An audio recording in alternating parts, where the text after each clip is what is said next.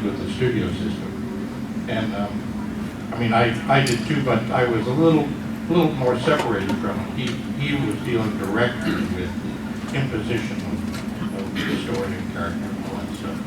And I just got to, you know, make the movie. All right, before we get into the studio stuff, regarding Halloween, I know, Tommy Lee Wallace was the gentleman who technically designed the Michael Myers mask, and my memory ended up becoming the legendary Michael Myers mask.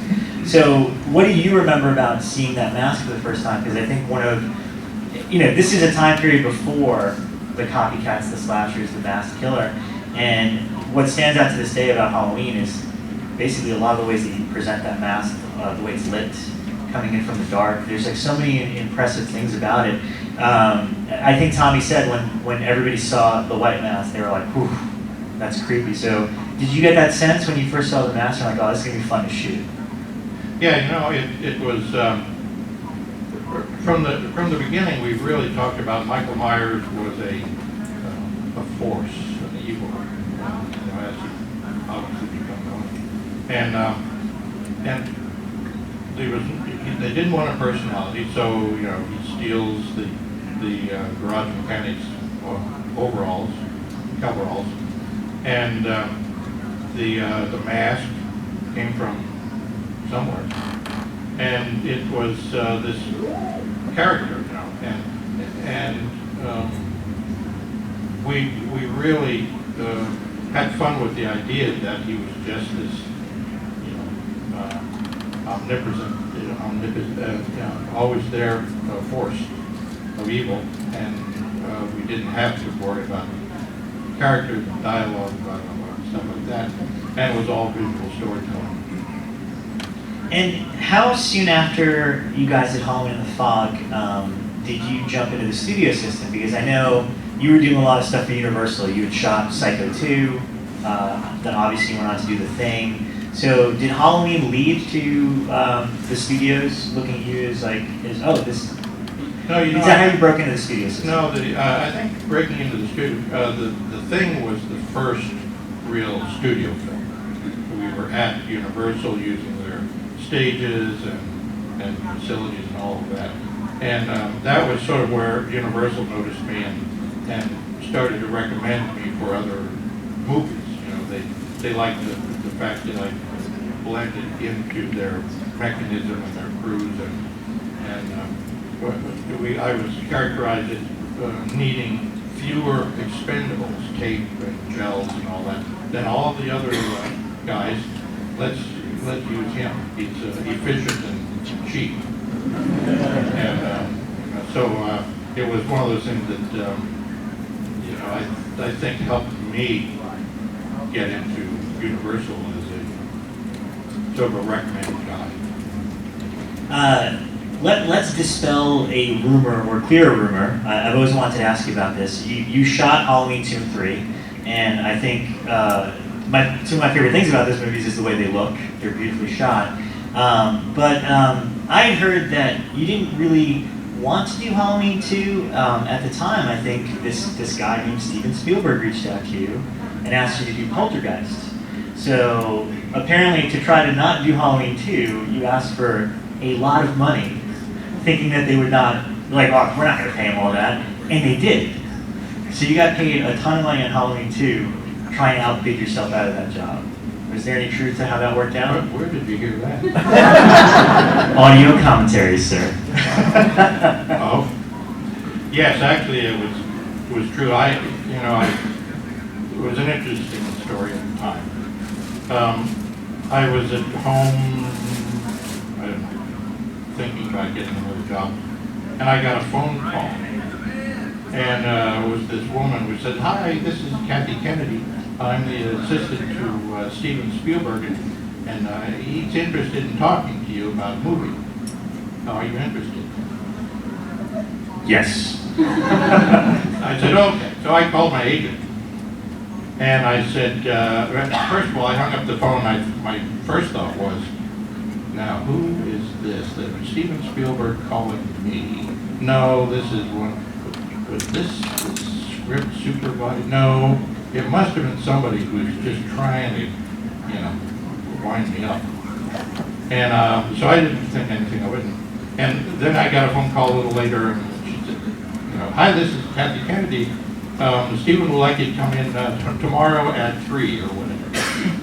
I thought, oh, well, that's pretty specific.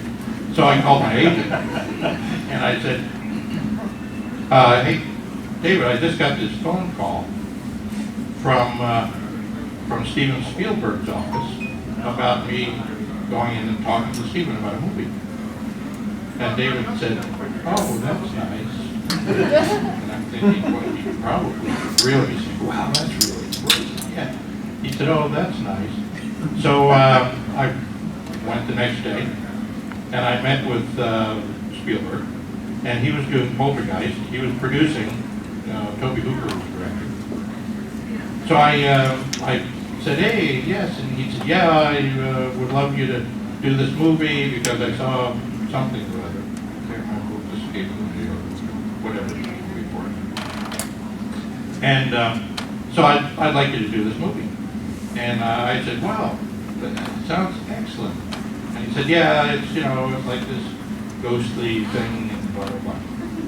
I said, great. So I went home and I called up my agent and I said, David, I just met with Steven Spielberg, and he wants me to do this movie, he says. And David says, well, that's nice.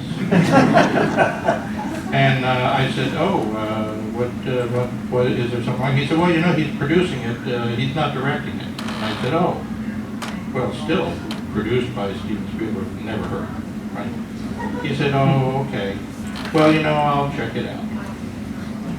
So he called back, you know, a little while, an hour later or something. And he says, guess what? Steven Spielberg wants you to do this movie. I said, yeah, but he said, well, that's, you know, he's only producing it. He's not directing it. I said, yeah, but it's still produced by you. He said, okay, there's one little issue. I said, what's that? He said, well, you're committed to Halloween 2. And I said, what's that? And he said, well, that's the sequel, and you know, John and Deborah want you to do it. And I said, well, let me see. Sequel to movie, Steven Spielberg movie. Sequel to movie. He said, no, you don't understand. You're part of the deal. I said, what do you mean? He said, yeah, their deal is that they make the movie if you shoot it, because John's not directing. I said, okay. John's not directing. Steven Spielberg. I said, well, that doesn't seem, you know, like a big deal. And he said, yeah, but they don't get the movie unless you do it. I said, well, I'd never heard of this. Why is this? Why? Well, they thought it would be automatic. And I said, okay, no. So I said, okay, let's test it. So I named some outrageous figure at the time. Now it's like nothing. And he said, well, that's a lot of money. I said, well, yeah, let's see how serious they are. So he said, well, I'll check it. And I got a phone call 10 minutes later from Deborah. Why, we hear that you're asking for whatever the money was, and that's outrageous. And I said, well, yeah, but it's a Spielberg produced movie, and John's not directing. You know, she couldn't see this part. And I said, so, you know, how serious are you that I have to be part of it? She said, this is, I can't, I'll talk to John. Called back 10 minutes later, she said, okay, if you're going to be like that. So, sadly, I had to turn down Poltergeist in order to do Halloween 2, which wasn't directed by John, but it established my price. So did you get paid the most for Halloween 2 out of everyone that worked on that movie? Yeah, I think probably. That's worth an applause.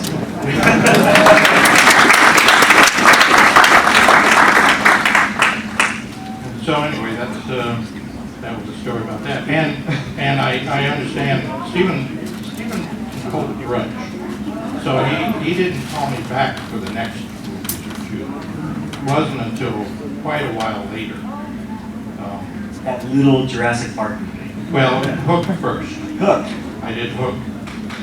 And, you know, as we were nearing the end of Hook, Steven said, you know, so anyway, I'm doing this other movie. Hook went over schedule and over budget because it was his movie that he wanted. He had to make it, as a matter of fact, he told me, his Peter Pan movie.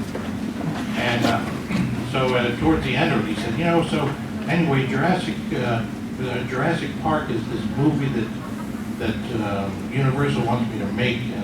It's just a little action movie. Are you interested? And I said, yeah, anything with you, Steven, so okay with me. And so we made that little action movie. You made a little money. First movie to make $1 billion in the history of movies. Wow. And here, let me clear this away. This is the bonus I got for it.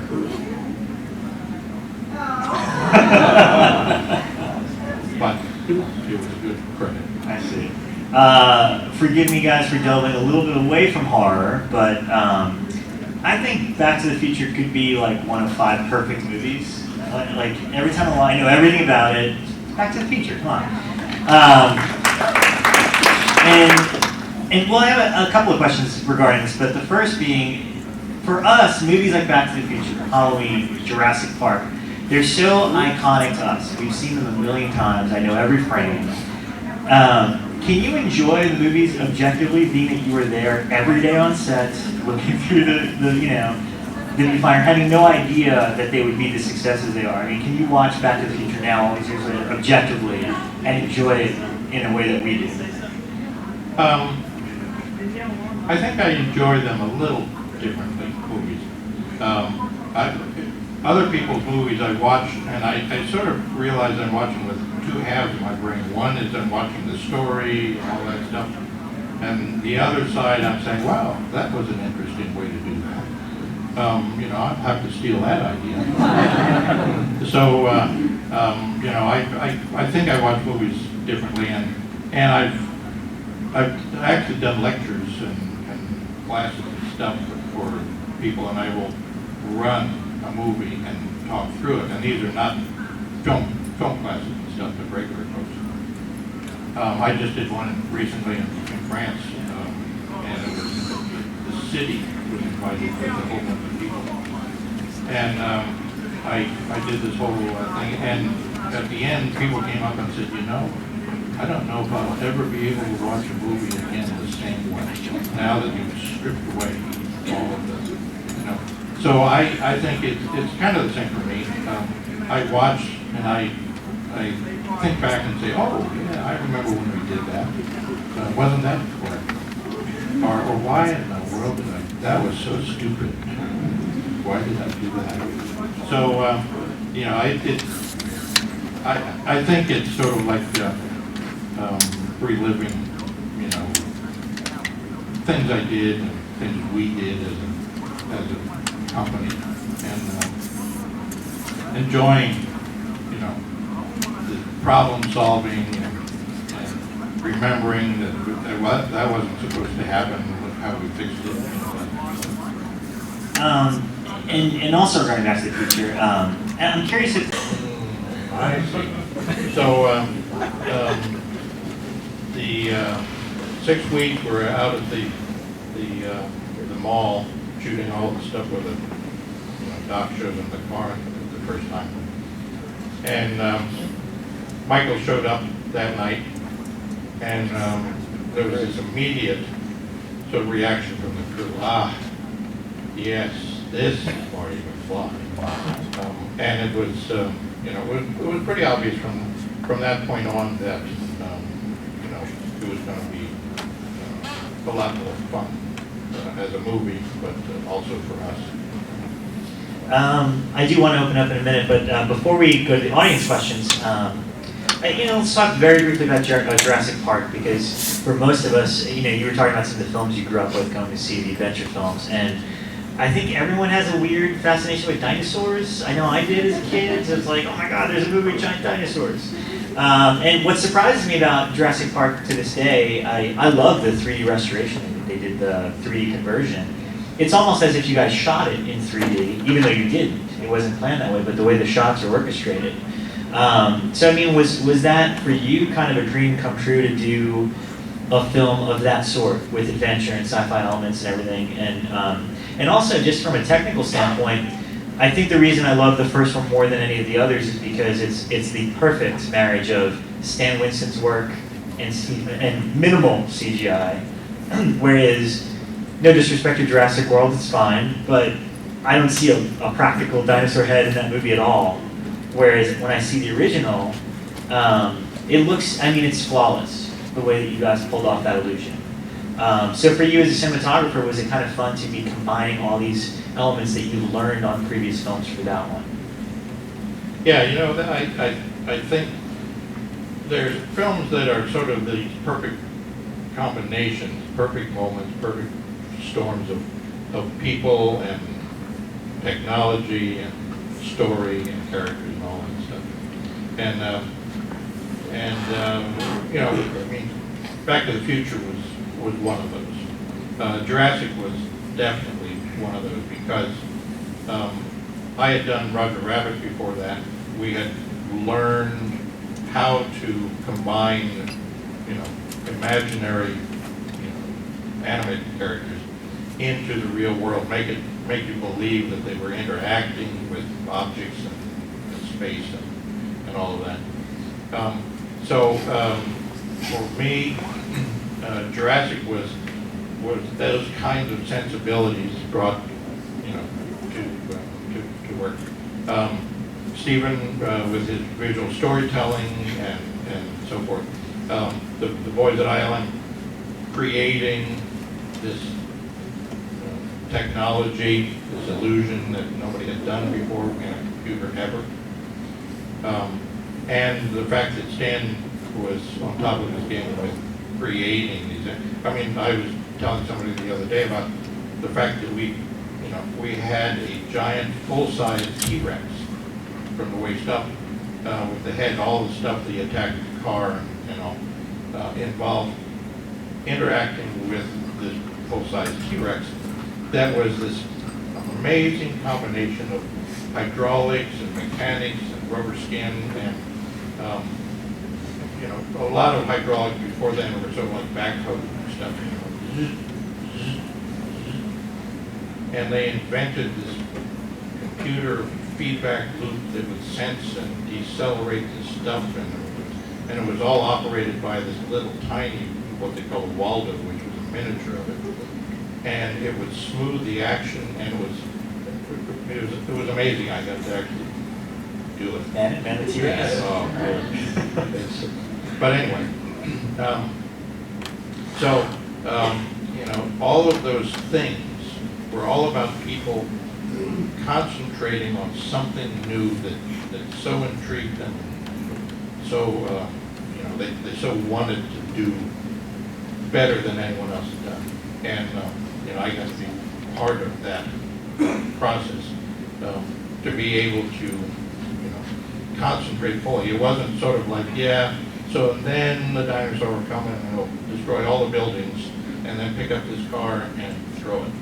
And, which is what they do now. Then it was sort of like, how would a dinosaur? And you actually thought about it.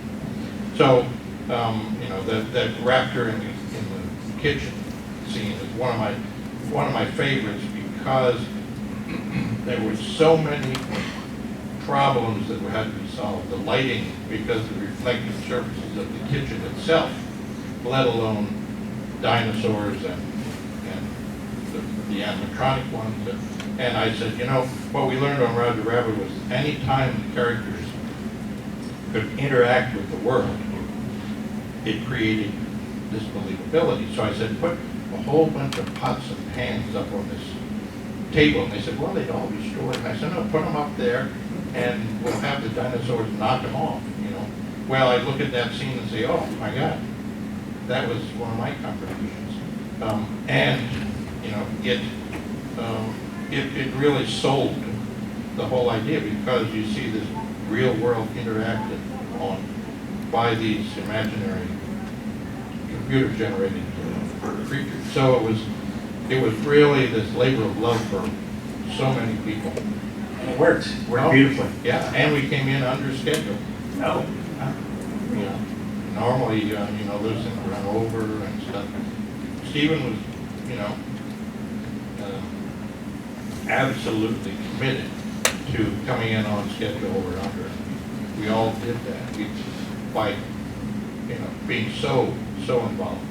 Excellent. If you have the means to see the 3D version of the original Jurassic Park, it's terrific. Okay, let's open it up to some people in the audience. Does anyone have any questions for Dean? Let's start right over here.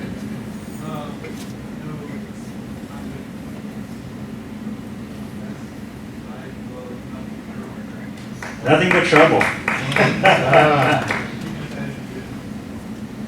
Well, you know, Nothing But Trouble was really a fascinating adventure because it was Dan Aykroyd directing for the first time, really.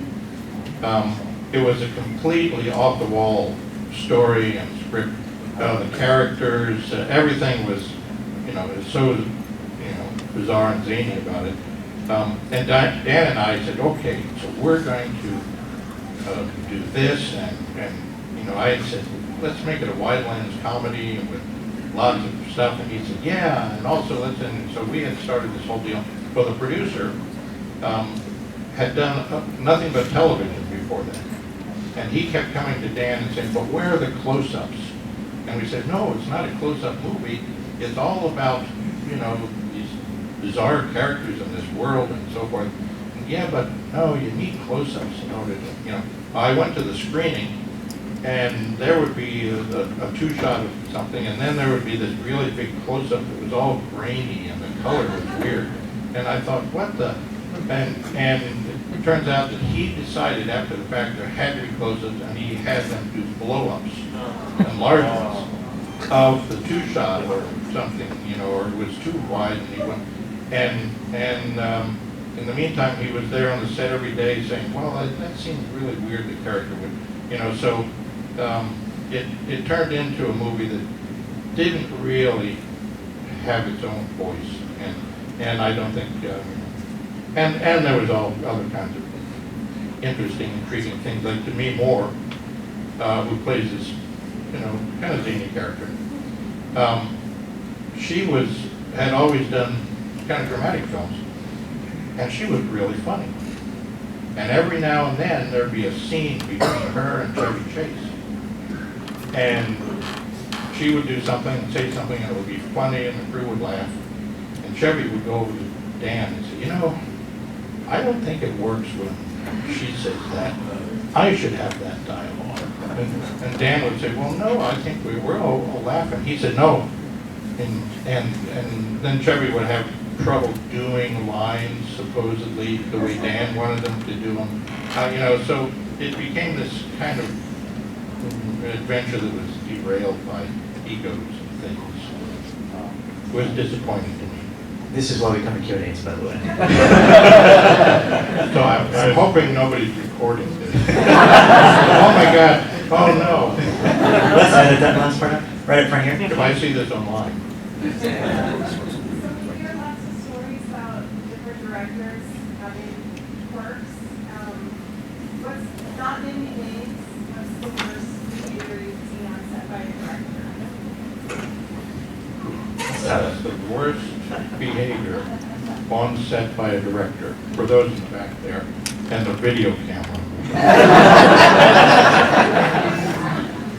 Oh, it's hard to do without naming names or naming a project that you can figure it out. But, you know, there's all kinds of, I mean, I've been very fortunate to have worked with a lot of very skillful, great directors who are collaborators. You know, Bob Zemeckis, to me, was always great because we would rehearse a scene for Back to the Future or whatever, and we'd work it out, and I'd say, you know, how about if we, okay, we'll try that, yeah, okay, and then say, that's it, that's the scene we're doing. And then he'd turn and say, okay, now what do I want to do here? And that was the cue that for me and others to, you know, sort of collaborate. So you get those kinds of things where you become part of the process, you know, and I can look at stuff. It's not only just the camera and all, but also, you know, funny lines or some kind of action or whatever, camera moves that I say, oh yeah, that was my part. But there are other directors who you know, there's a couple that I've worked with who think of the camera as not something, you know, that you use to visualize and lead the audience through the story and so forth. It's sort of like you use it to capture actors talking. And we do something where there'd be 30 takes. And these great actors would come to the director and say, okay, we're on take 22. I've given you every conceivable emotion I could think of for this little speech. What else do you want? Well, just another one. And there, you know, a lot of times directors who will make the film in the editing room, bits and tiny pieces and picking. And this one director would say, I don't know, these actors, Kate Winslet, what does she think she's doing? These actors have no idea how to be actors. Well, you know, and there have been some of them named that are great actors who, you know, Meryl Streep, you know. But, you know, so I think that's part of the charm of working in this business is the fact that you have to deal with all these disparate personalities and egos and you know, try to blend them all together. And when everybody's working on the same movie, Jurassic Park, you know, it's obvious that it was fun. We came in under budget and under schedule and made a movie that still holds up. And then there are other movies that, you know, you go down my list and say, what? I don't think I ever heard of that movie. And there's a reason for it. You know, I actually once heard from an actor friend who said whenever you start a new project, as an actor, the first person you want to be really nice to is a cinematographer, because they're the ones that are going to make you look well. I've had so many actresses come up and say, hey, buddy, and you know, even though I know why, you know, I don't mind because, and I would never submarine, even if she was nasty or he was nasty, I would never submarine her because it reflects back on me, so I would never make her look bad. I always make them look as good as possible and help them out, you know. So they don't really have to be nice to me, but I like it anyway. More questions? Straight back there. With Back to the Future, Hit the Big Screen, I was a 1-hour lab manager for Fox Photo corporate office, and I love seeing them destroy the Fox Photo kiosk. But I'm curious, who approached who and how did you get your product into a film? And you did use a real kiosk, correct? Yeah, it's interesting. There was this kind of transition where, you know, people would say, hey, if we put real products in here, I bet they'll pay us or they'll give us a whole bunch of whatever. So starting probably in the, I don't know, 70s or 80s, now there are product placement divisions at Universal whose job it is to go through the script and say, computer, Apple, Dell, Microsoft, what, you know, and they, you know, well, I know that on Back to the Future, we had a deal where Pepsi put in money, and you know, because Michael J. Fox had a big deal with Pepsi, and it was interesting because one day we're out on the back lot, and the cooler had in it 7-Up and Coke and all the stuff that everybody drinks, and one of the producers came over and said, hey, everybody, so the guys from Pepsi corporate are coming today. Michael's got this big deal, and Michael, who always drove, was never seen without a Pepsi. He said, so everybody, please be aware of that we can't have any Cokes on the set. Everybody has to drink Pepsi. And about half the crew said, we hate Pepsi. It's too sweet, it's too whatever. And do these people from Pepsi not know there is such a thing as Coca-Cola that people drink? So we're not trying to, so everybody sort of kept it away, but nobody really, went and drank Pepsi when they didn't want it. But it is a big business. Questions? Ready? So your role with films is massive, it's huge. Creating visual, tone, and lighting, and helping create a world for film that we grow so attached to. Actually, all of them. I went to South Pasadena last year and babysitter houses, and I was just looking at how not very far apart they are. They're very close together, but in the scene where Michael's chasing Lori across the street, it looks so far, it's such a slow thing, so much tension.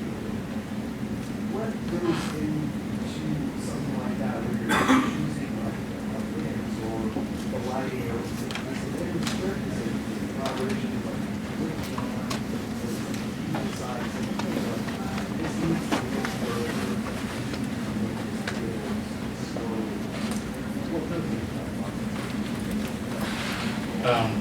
For those who didn't get the question, many years ago, I was a small child. No, I won't go back that far. The question was, what is the exact construction process of the visuals that's come only out of the script or, well, the answer is that that's the magic of a good director, and I like to think my contribution, and the contributions of a lot of various people. The guideline to me that I always talk to film students in class, making a movie is easy if what you do is you show the audience at any particular second exactly what they need to see in order to be emotionally attached or understand the story or go on this journey and be amazed. Now it sounds easy. All you got to do is show the audience exactly what they need to see at any 1 second. Well, but getting that part is part of the magic of what we do, both as technicians but also as creators. What does the audience need to see, to be afraid, to feel awed by what they're seeing, to fear for the protagonist, to be afraid of the end? All of these things are questions that come out of the script. What does the script say? And then how do you create mood and style? And a lot of it is what you draw from what was effective in other movies. Frankly, we steal from the best. What worked really well? What was a really effective use of the wide lens to make everything small and everything distant? The hero's journey across that area was so far away, and we're afraid that so this is all the stuff you ask yourself as you're visualizing the movie. You have to see the movie in your mind before you make it. And that's the trick to being somebody who just uses the camera to record actors talking, and to somebody who is like Carpenter and Spielberg, visual storytellers. They can see the movie in their mind. They need to know what choices they have to make so the audience feels exactly what they're supposed to feel. And then you have to know how to accomplish that. Do you use a wide lens?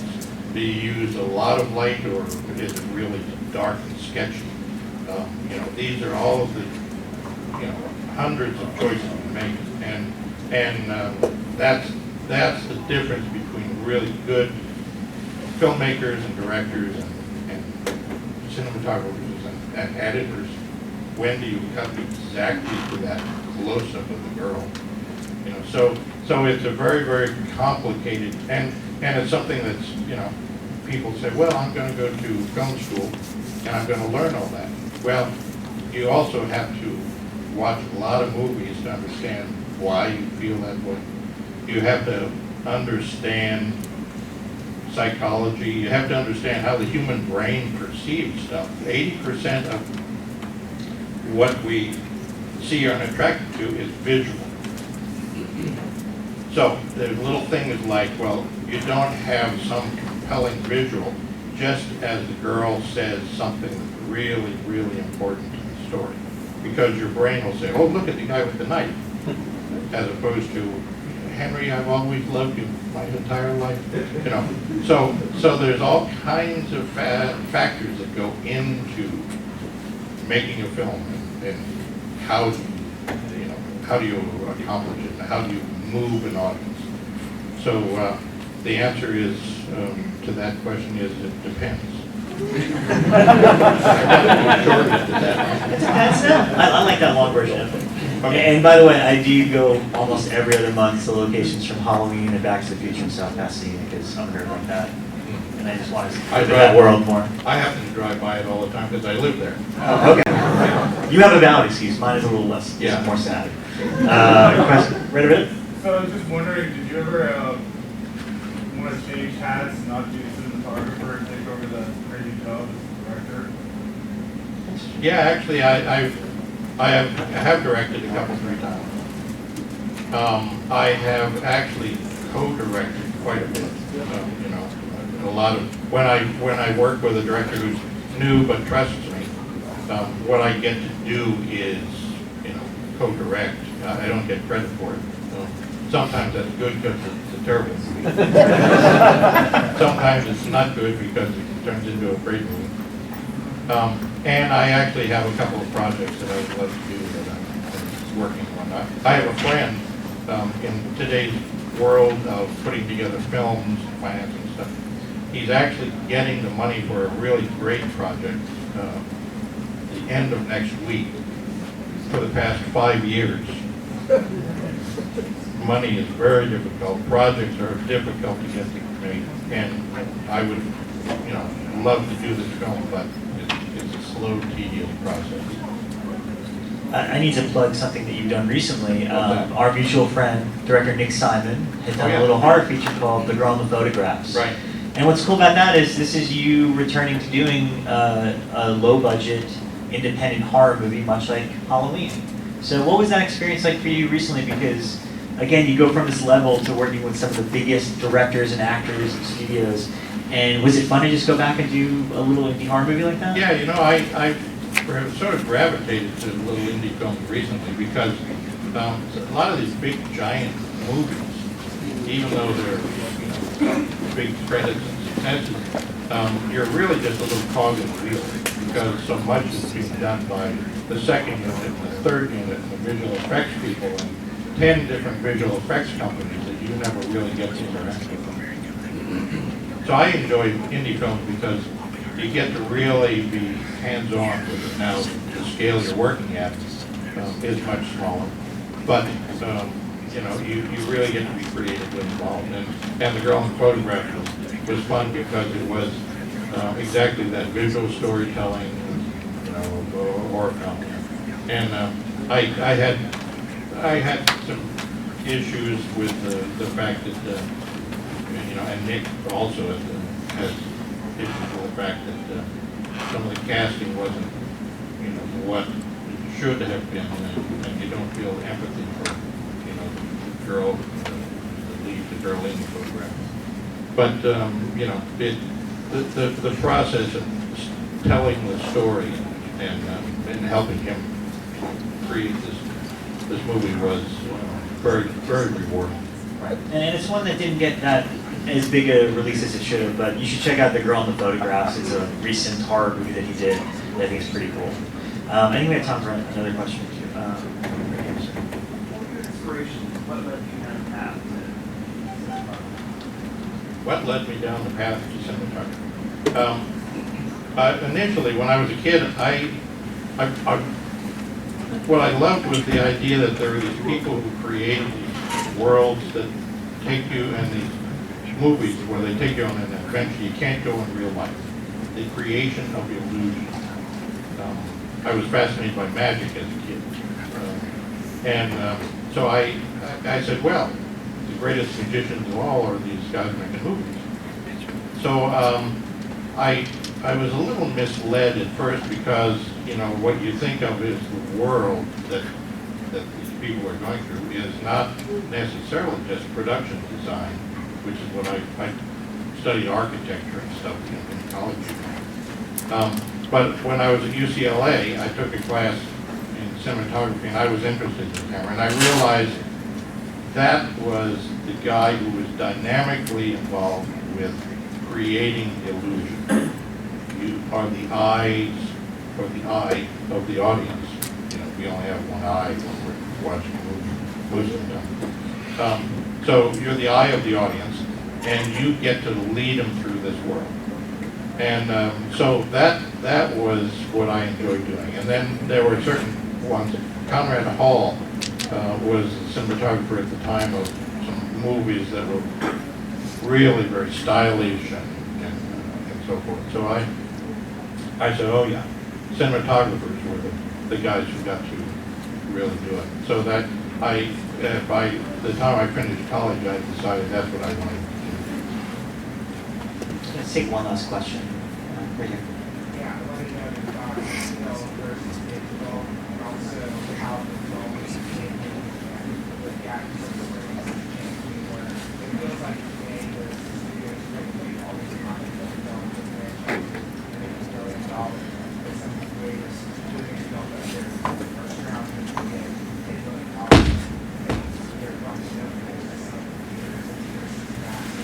And like, where do you see focus going? Well, the question is,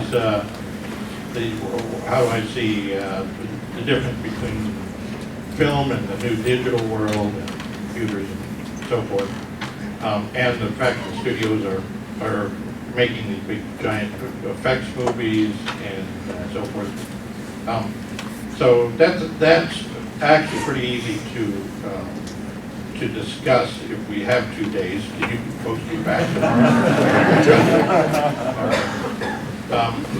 No, it is the topic of the times. The fact that I obviously came out of a culture of film that was film. Whatever you did happened in front of the lens, the lighting, the special effects, everything, and you were just capturing with the camera. Now, that's become so blurred that you'll shoot something digitally, and they'll say, the old thing, well, we'll fix it in post, is becoming. You don't even have to say that anymore. You just know that so much of the work that is going to be on the screen is going to be done by computer guys and enhanced later, and the look of a film is accomplished in the color timing computer work later. So it's becoming a very sort of muddled world of who's really in control of the visual image and the story. And recently there's been this whole movement by wanting to shoot with very, very high resolution 8K cameras, because the producers say, well, just shoot it, light it evenly, and we'll do all the lighting afterwards in the computer.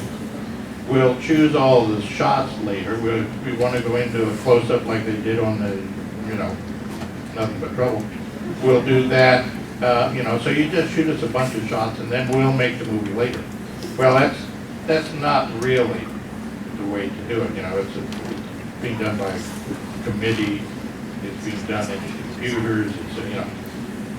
And of course somebody makes a superhero movie and it makes $1 billion or close to it, and everyone says that's what we got to make. And so now they all make those instead of You know, and if you interview an audience, they say, yeah, it was a great ride. You know, there was a whole bunch of stuff that blew up and transformed, but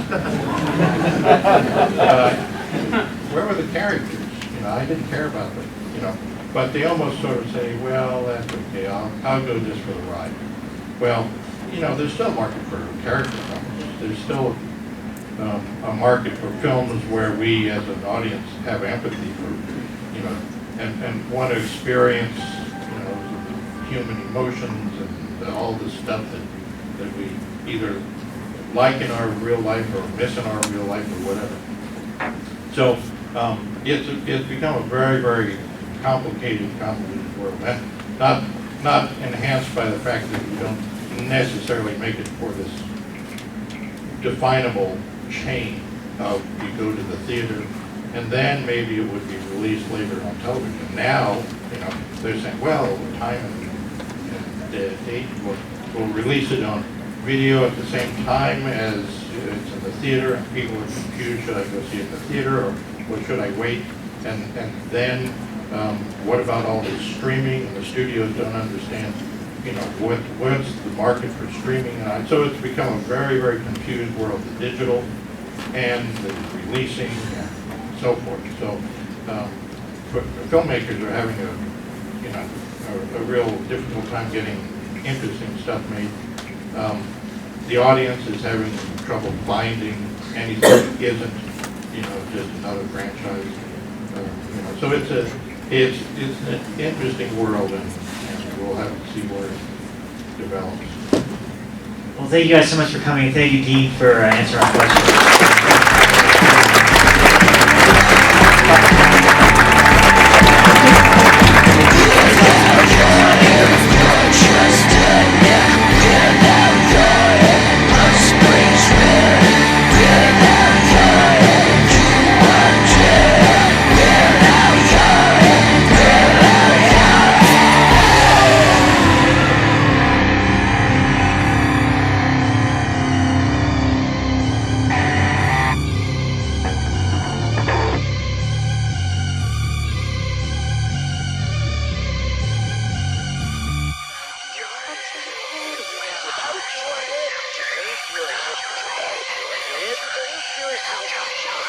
Without your head,